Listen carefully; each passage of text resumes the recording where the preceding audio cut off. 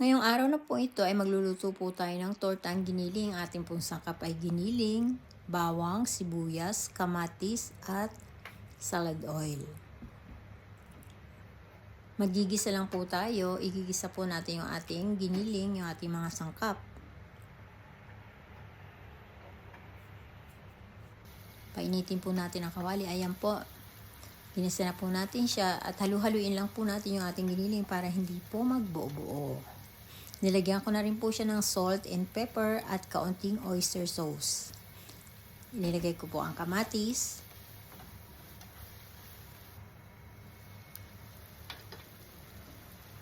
At haluin lang ng konti.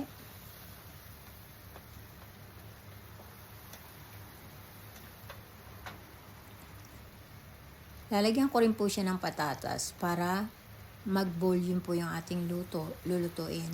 Marami po siyang sangkap. Ayan, halu-haluin lang po natin hanggang sa lumampot po yung ating patatas at mawala ng tubig. Paigahin po lang natin ng konti. Ayan, halo-halo lang po. Ayan, kumukulo na po siya at malapit na po maigay yung kanyang sabaw.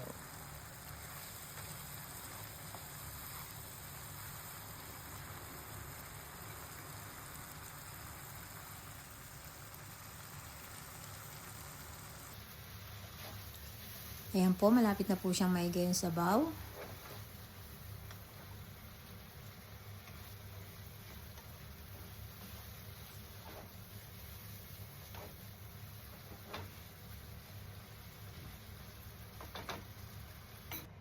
At pag nagyo po yan ay salain po natin yung mga natirang mantika ay para mawala.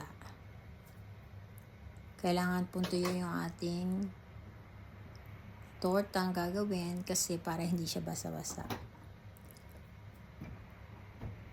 I-drain po natin yung mantika. Ayan po, naglagay po ako dyan ng green onion at itlog. 3 itlog po yung ginamit ko. At nilagyan ko na rin po siya ng salt and pepper dyan.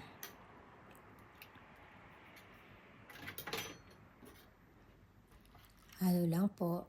At yan po ay ilalagay na po natin sa kawali. Pagsasama-samahin ko na po siya para isang lutuan na lang po. Malaking torta po yan.